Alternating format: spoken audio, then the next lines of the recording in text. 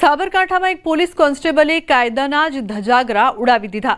નશામાં ધૂત પોલીસ કર્મીએ અકસ્માત કર્યો। ટ્રિપલ અકસ્માતમાં 8 લોકો ઘાયલ થયા છે। આ મામલે પોલીસે 2 અલગ અલગ ફરિયાદ નોંધી છે।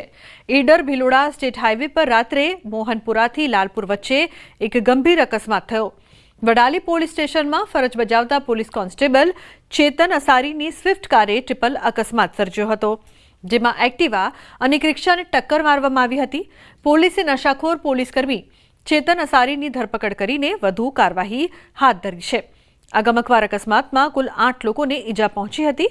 ઈજાગ્રસ્તોમાં રિક્ષા ચાલક સહિત 5 મુસાફરો તેમજ એક્ટિવા ચાલક, એક મહિલા અને એક બાળક શામેલ છે।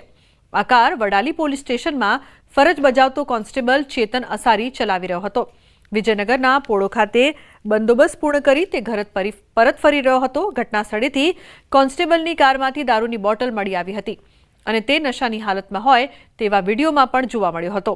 ઈડર પોલીસે કોન્સ્ટેબલ ચેતન અસારી સામે ડ્રિંક એન્ડ ડ્રાઈવની ફરિયાદ અને અકસ્માત એમ 2 ફરિયાદ દાખલ કરી છે। આ ઘટનામાં જે સ્વિફ્ટ ગાડીનો ચાલક છે એ ચેતન અસારી છે અને એ હાલ વડાલી પોલીસ સ્ટેશનમાં કોન્સ્ટેબલ તરીકે ફરજ બજાવે છે। ગઈકાલે પોતાની બંદોબસ્તની ડ્યુટી પોળો ખાતે પૂર્ણ કરીને તે પોતાના વતન વાટડા ખાતે કાર લઈને જઈ રહ્યો હતો। તે દરમિયાન આ અકસ્માત સર્જાયો હતો, જે અનુસંધાને તાત્કાલિક ઈડર પોલીસ સ્ટેશનની ટીમ ત્યાં પહોંચી ગયેલી હતી અને જે આરોપી છે એને પોલીસ સ્ટેશન લાવવામાં આવેલ હતો અને એના વિરુદ્ધ ડ્રિંક એન્ડ ડ્રાઈવનો કેસ નોંધવામાં આવેલો છે સરકાર તરફી। અને અન્ય એક ગુનો જે ઇન્જર્ડ છે એક્ટિવા ચાલક અજયભાઈ જગદીશભાઈ સોલંકી, તેમણે અકસ્માતનો ગુનો તેના વિરુદ્ધ દાખલ કરાવેલ છે। બસ એ પહેલા રોંગ સાઈડ આવ્યો સામેથી અને અમારી ગાડીને ટક્કર મારી, પણ અમને એ ટાઈમ કંઈ થયું નહીં। તો અમે રિક્ષાવાળા અમારી જોડે આવ્યા, એમ કે તમને કંઈ વાગ્યું? મેં કીધું ના, અમને કંઈ વાગ્યું નહીં, પણ એને એકદમ અમારી ગાડીને અડાડીને જ જતો રહ્યો। તો અમે લોકો બધા વાતો કરતા હતા। રિક્ષાવાળા બેન મારા માટે પાણી લાવ્યા, પાણી પીધું, મારા છોકરાને બધાને પાણી પીવડાવ્યું અને ખબર નહીં હજી અમે વાતો જ કરીએ છીએ એટલામાં તે પાછો રિટર્ન આવીને પાછો અમને બધાને ઉડાડી દીધા। કંઈ નહીં, બસ મારા નાના છોકરાને બી વાગ્યું, મારા ઘરવાળાને, અમારી જોડે જે અમારી મદદ કરવા આવ્યા હતા ને એ લોકોને બી બહુ વાગ્યું છે।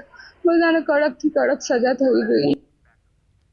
પોરબંદરના મોઢવાડા ગામમાં નૂતન વર્ષ નિમિત્તે સ્નેહ મિલન યોજાયું। કેબિનેટ મંત્રી અર્જુન મોઢવાડિયા તથા પૂર્વ કેબિનેટ મંત્રી બાપુ બોખરિયા સહિતના આગેવાનોએ સ્નેહ મિલનમાં આપી હાજરી। પૂર્વ કેબિનેટ મંત્રી બાપુ બોખરિયાએ પોતાની સંબોધન દરમિયાન કાર્યકરોને એકબીજાની ટાંગ ન ખેંચવા માટે પણ ટકોર કરી હતી।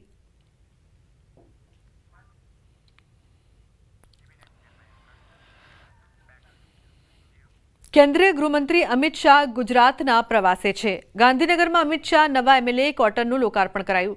મુખ્યમંત્રી ભૂપેન્દ્ર પટેલ સહિત ધારાસભ્યો હાજર રહ્યા। ગાંધીનગરના સેક્ટર 17માં જૂના એમએલએ ક્વાર્ટર્સને તોડી 220 કરોડ રૂપિયાથી વધુના ખર્ચે ધારાસભ્યો માટે 216 આધુનિક અને લક્ઝુરિયસ 5 BHK ફ્લેટ તૈયાર કરાયા છે। આશરે 28,000 ચોરસ મીટરની વિશાળ જગ્યામાં બનાવ્યા છે સદસ્ય નિવાસ। 9 માળના કુલ 12 ટાવરમાં swimming pool, 2 landscape garden, health club, canteen, play area સહિતની સુવિધાઓ ઉપલબ્ધ કરવામાં આવી છે। ભાઈબીજના શુભ દિવસે કેન્દ્રીય ગૃહમંત્રી અમિત શાહના હસ્તે નવા એમએલએ ક્વાર્ટરનું લોકાર્પણ કરવામાં આવ્યું છે।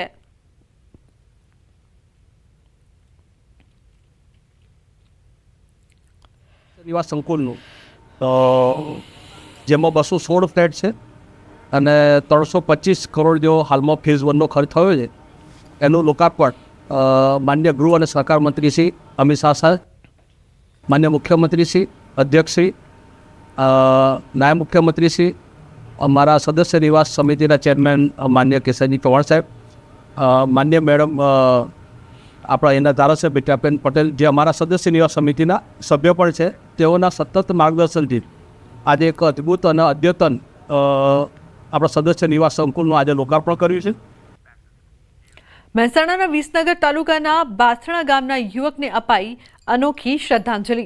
રોડ અકસ્માતમાં મૃત્યુ પામેલા બાસણા ગામના ફુલજીભાઈ ચૌધરી નામના યુવાનને ગામના યુવાનોએ અનોખી રીતે શ્રદ્ધાંજલિ આપી। મૃતક યુવાનની યાદમાં રક્તદાન કેમ્પનું આયોજન કરવામાં આવ્યું અને 131 રક્તદાતાઓએ રક્તદાન કરી મૃતક યુવાનને શ્રદ્ધાંજલિ અર્પિત કરાઈ। 2 દિવસ પહેલા અકસ્માતમાં ફૂલજીભાઈ ચૌધરી નામના યુવાનનું નિધન થયું હતું. જોગાનો જોગ મૃતક યુવક ફૂલજીભાઈનો આજે જ જન્મદિવસ પણ હતો, જેથી ગામના યુવાનોએ રક્તદાનનો નિર્ધાર કરીને અનોખી રીતે શ્રદ્ધાંજલિ આપી. તો ખાસ શ્રદ્ધાંજલિ આપવા માટે ગામના યુવાનો છે તે એકત્રિત થયા હતા. ગામના યુવાનોએ રક્તદાન કરીને શ્રદ્ધાંજલિ આપી.